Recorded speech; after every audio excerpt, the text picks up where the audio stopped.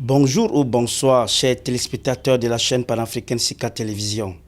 Dans le cadre de l'entretien du jour, nous recevons M. Moussa Ouseni, porte-parole du groupe Baba d'Ampoulo. Avec lui, nous parlerons du problème qui oppose Nestlé Cameroun contre le groupe vietnamien Vietel Global.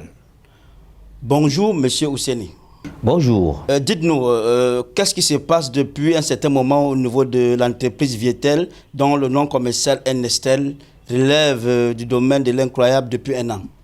Écoutez, il se passe une période de transition, c'est-à-dire une période durant laquelle nous sommes en dissension avec notre partenaire Vietel Global. Et aujourd'hui, ça dure presque un an, mais seulement on s'en félicite du caractère de l'ingénierie camerounaise, de la main-d'œuvre locale, dont le promoteur El Hadji Baba d'Ampoulo a mis un accent particulier sur la compétence locale qui est la compétence camerounaise. Donc aujourd'hui, ça fait un an que les Camerounais, les locaux gèrent entièrement le réseau. Vous détenez 30% du chiffre d'affaires de l'entreprise. Et apparemment, quand je dis apparemment, c'est parce que la partie d'en face pense que vous ne respectez pas les clauses du contrat. Vous vous accaparez de manière illégale de la totalité de l'entreprise. Qu'en est-il exactement? Avec les 30%, Bessinville Cameroun, à travers l'homme d'affaires prestigieux qu'est El Hadji Baba Amadou d'Ampoulo, a jugé utile et opportun que de laisser les jeunes Camerounais heureux dans la rue avec les compétences, n'est-ce pas, d'apporter sa pierre à l'édifice comme il en a toujours fait, avec le cas de la CDC, pour la CTE, pour le Dawara Highlanti. N'oubliez pas que c'est à cause de M. Baba d'Ampoulo qu'aujourd'hui, le Cameroun est entré dans le classement des plus grands pays importateurs ou encore des pays qui font dans l'exploitation du thé à travers le monde. Mais là, nous parlons de... Bon, oui, pour revenir, c'est pour illustrer à peu près l'ingénierie de la personne.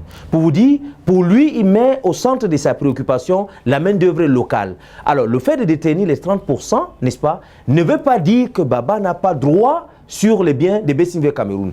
Autre chose, il y a eu tromperie et c'est ça qui nous écœure énormément. Il n'a jamais été question de mettre un partenaire à l'écart, eux-mêmes par rapport au système dont ils voulaient imposer aux Camerounais. Et M. Baba a dit non. Il a dit au lieu d'importer la main-d'œuvre, il faut faire avec les Camerounais. En quoi les Vietnamiens? Des équipements techniques acheminés au Cameroun sont d'une valeur réelle de 210 milliards. Qu'en dites-vous? Écoutez, c'est une spéculation, mon cher ami. Avant de donner des expertises. Non, c'est pas nous qui le disons. Nous découvrons aussi avec stupéfaction la situation chez vos confrères des médias qui l'ont relayé et qui ont dit que l'investissement s'estime à 210 milliards. Mon cher ami, pour donner une expertise pareille, c'est une aberration. Parce qu'aujourd'hui, nous avons fait appel à un cabinet international qu'on appelle KPMG. Vous pouvez vous rapprocher d'eux. L'expertise s'élève à 69 milliards. Où est-ce qu'on peut déclarer les 210 milliards? Nous sommes très étonnés de le savoir. Et nous ne sommes pas étonnés en réalité. Lorsque vous prenez l'exemple de ce dont ces individus font à travers le monde, au Mozambique et bien d'autres, vous comprenez que nous sommes des victimes parmi tant d'autres. Malheureusement, ces investissements sont bloqués par votre entreprise Bescam. Pourquoi? Alors, il n'y a pas une question de bloquer le matériel, il y a eu une question de surfacturation par les partenaires vietnamiens, ce que M. Baba n'a pas accepté. Vous comprenez? Alors, c'est d'où le fossé, c'est là le point de divergence fondamentale avec notre partenaire vietnamien. Il est inadmissible que vous venez avec des équipements, vous les surfacturez sur aucune base, vous installez des choses dont nous déplorons depuis le début. Le Cameroun, il y a assez d'ingénieurs, je prends l'exemple des Polytech et autres, prenez des ingénieurs en télécommunication, vous allez constater avec moi qu'il y a eu tromperie envers partenaires. Donc il n'y a aucune raison pour Bestinville de bloquer l'équipement. Une lettre de M. Do Mahou, le directeur général du groupe vietnamien. Est-ce que vous le reconnaissez même d'abord comme directeur général de votre groupe? Et que dites-vous de la lettre adressée au gouvernement, quand je parle du gouvernement, au chef de l'État du Cameroun, en date du 10 septembre 2018, qui dénonce la modification par voie de justice des règles de gestion de l'entreprise? Ils ont voulu évincer M. Baba du conseil d'administration depuis 2014. Ils ont adressé un courrier dénonçant, revendiquant cela au ministère des Relations extérieures de l'époque. Et il y a également ils sont rapprochés de l'ancien Premier ministre, excellent M. Philomène Niang, pour demander qu'on évince Baba du capital de Nextel Cameroun. Vous comprenez qu'ici, il y a une volonté manifeste de tromper son partenaire. Vous comprenez? Alors, cette déclaration est une déclaration unilatérale, une déclaration qui n'est pas fondée. Parce que jusqu'ici, M. Baba est pour les pourparlers. C'est-à-dire, moi et vous, en tant que partenaires, on discute et on dégage un consensus qui va nous amener vers une conciliation. Mais c'est ce qui n'est pas fait. D'ailleurs, qu'est-ce que vous les reprochez concrètement? Alors, nous reprochons aux Vietnamiens 2 ou 3 choses, comme suit. La première des choses dont nous les reprochons, c'est qu'ils veulent nous imposer une main-d'œuvre étrangère au Cameroun. Lorsque vous parcourez les artères de la vie, vous allez constater qu'il y a des jeunes talentueux au Cameroun qui, eux, ont besoin de l'emploi. Or, ils veulent importer près de 600 personnes du Vietnam. Alors, où est donc la place des Cameroun? Ça, c'est d'un. De deux, nous réfutons qu'une nation qui déteste la compétence camerounaise et qui a un mépris à l'égard de la justice camerounaise, de s'interposer, d'apporter une observation. Ça, nous déplorons ça. C'est-à-dire, ils ont un manque de respect notoire envers la juridiction camerounaise. La preuve, à chaque fois qu'il fallait aller sur le terrain de la justice, afin qu'il y ait une équitabilité, ils font plutôt appel, n'est-ce pas, à l'ingérence ou encore à l'intervention gouvernementale pour un partenariat privé. Et là, c'est un problème pour un partenariat privé. Alors, c'est pour dire, n'est-ce pas, que la deuxième des choses que nous les reprochons, c'est de ne pas respecter les lois camerounaises. Ils s'en foutent de cela. Et là, ça, c'est un problème fondamental pour nous. Ça pose un problème de fond. Et la preuve, pour nous montrer, n'est-ce pas, la mauvaise foi des Vietnamiens, à l'époque, ils ont tout fait pour stipuler, pour mettre d'un revers de la main le principe du délégué du personnel. Parce que pour eux, une république comme la République camerounaise, le fait de faire de la démocratie, c'est plutôt une limite pour elle. Pour autant, chez eux, c'est une dictature. Le tribunal des grandes instances de Vori s'est déclaré incompétent. Et l'affaire est pendante à la cour d'arbitrage de Singapour. Ça vous fait rire? Je suis très surpris d'attendre l'histoire de Singapour. Bon, le tribunal des grands instances, là c'est vrai, il y a eu une situation pour certains facteurs dans le jugement qui aujourd'hui est au niveau de la cour d'appel. Mais je suis très étonné. Ils ont dénoncé, ils ont accusé les juges camerounais de fraude. Mais à un moment donné, ils ont été coincés. Les allégations, nous n'avons rien signé.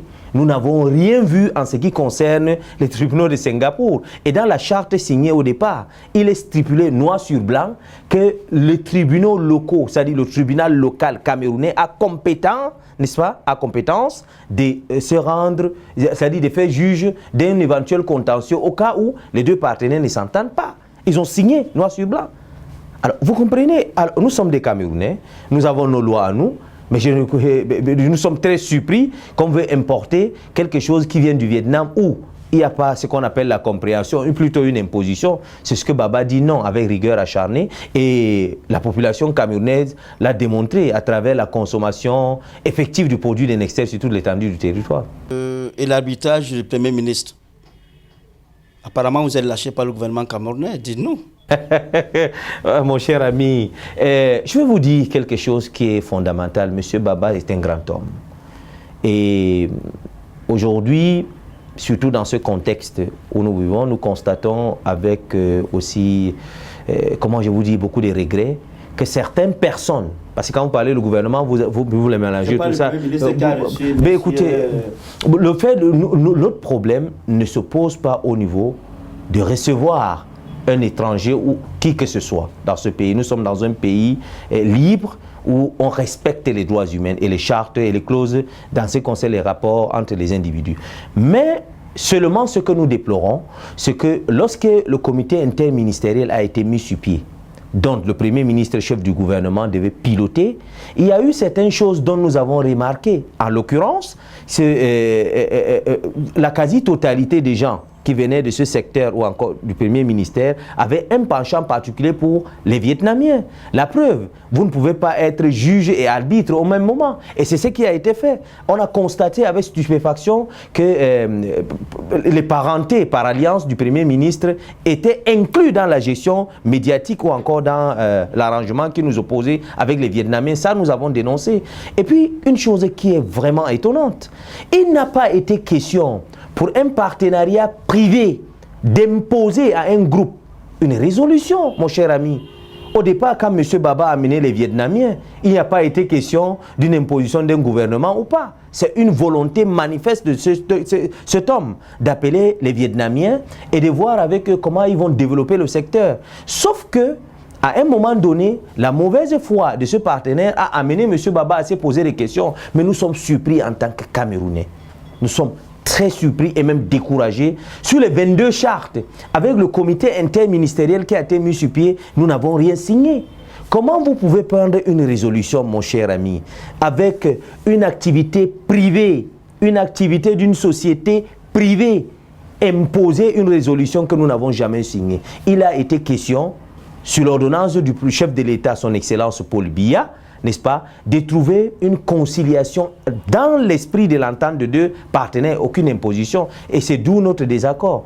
Et ceci s'est manifesté, que ce n'est pas un problème de privé, c'est un problème d'ego. Dites-nous un peu, le Cameroun vient d'organiser le plus grand dialogue national de son histoire.